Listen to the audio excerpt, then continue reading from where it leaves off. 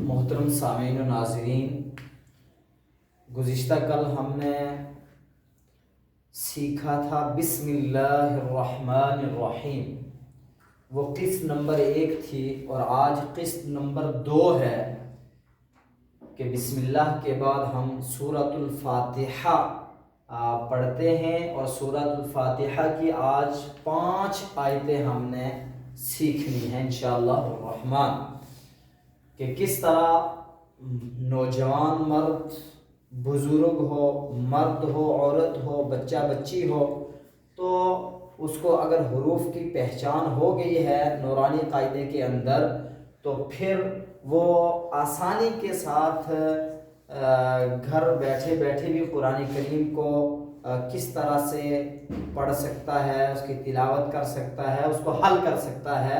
اس کے لیے ایک بہترین طریقہ آپ حضرات کو ہم دے رہے ہیں، اس لیے آپ حضرات سے ایک گزارش بھی رہے گی کہ آپ اسے ضرور سنیں، اپنے بچے بچیوں کو اس کو سنائیں اور اس سے قرآن کریم کو درست کریں۔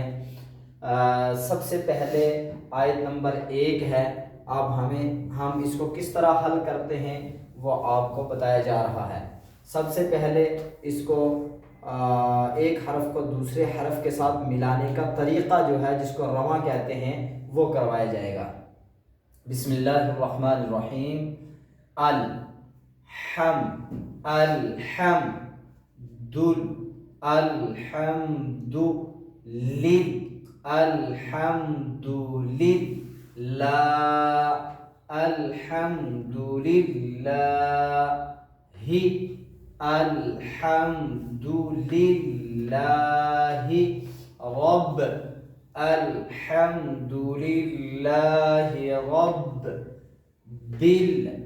الحمد للہ رب الحمد للہ رب الحمد للہ رب العالمین الحمد للہ رب العالمین الحمد للہ رب العالمین۔ یہ اس طرح سے ہم نے آیت کو حل کرنا ہے، اور حل کرنے کے بعد پھر پوری آیت کو پڑھنا ہے۔ الحمد للہ رب العالمین۔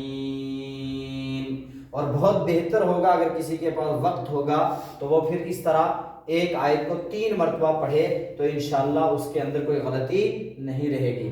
الحمد للہ رب العالمین۔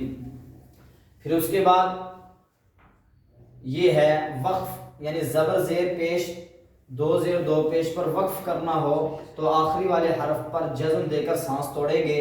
جیسے یہاں نون کے اوپر زبر ہے تو یہاں ہم سانس توڑیں گے تو رب العالمین، نہ ہے تو مین پڑھیں گے۔ آیت نمبر 2، الرحمن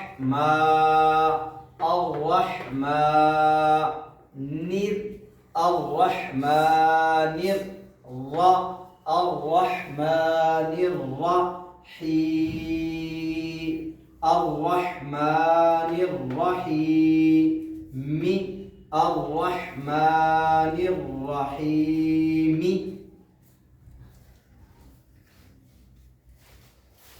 تو یہ آیت نمبر 2 ہے سورۃ الفاتحہ کی۔ تو اب اس طرح اس آیت کو بھی ہم نے حل کیا، رواں ایک حرف کو دوسرے حرف کے ساتھ ملانے کا طریقہ جو ہے۔ تو اب اس آیت کو بھی ہم 3 مرتبہ پڑھ لیں گے۔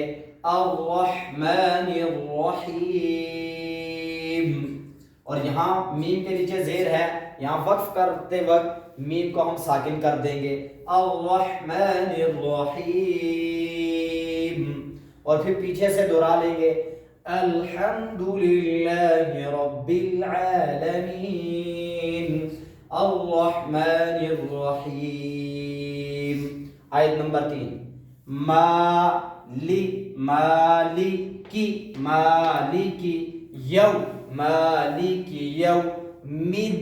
مالکی یوم الدین मालिकी यौमिद्दीन, मालिकी यौमिद्दीन, मालिकी यौमिद्दीन। वक्फ करेंगे, फिर पीछे से दोहराएंगे अर्रहमानिर रहीम, अल्हम्दुलिल्लाहि रब्बिल आलमीन। इसलिए यानी जितना भी हम एक एक आयत आगे बढ़ते जाएंगे तो पीछे वाले आयत को हम दोहराते रहेंगे ताकि वो हमें मजीद अज़बर होती रहे।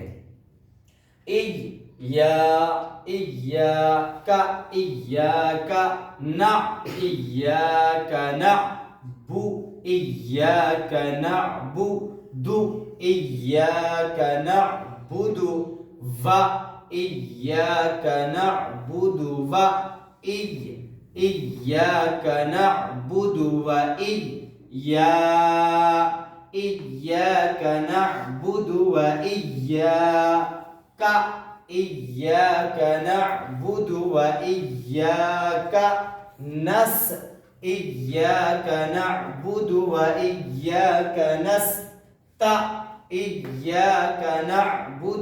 इय्याका नस्तईन, इय्याका नअबुदु व इय्याका नस्तईन, इय्याका नअबुदु व इय्याका नस्तईन।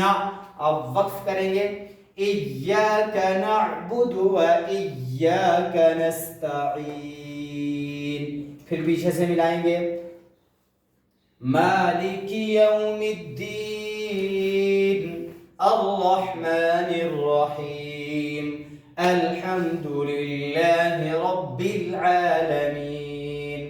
फिर आयत नंबर 5 इहदिनस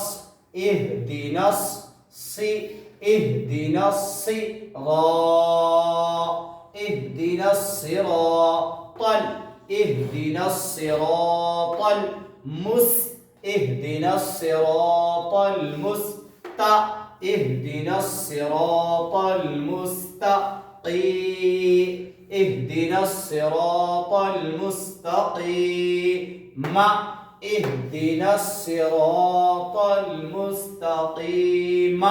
वक्फ करेंगे इहदिनस सिरातल मुस्तकीम, फिर पीछे मिलाते जाएंगे इय्याका नअबुदु व इय्याका नस्तईन, मालिकी यौमिद्दीन, अर्रहमानिर रहीम, अल्हम्दुलिल्लाहि रब्बिल आलमीन। और फिर एक बार सीधी आयत नीचे तक पढ़ेंगे अल्हम्दुलिल्लाहि रब्बिल आलमीन, अर्रहमानिर रहीम, मालिकी यौमिद्दीन, इय्याका नअबुदु व इय्याका नस्तईन, इहदिनस सिरातल मुस्तकीम।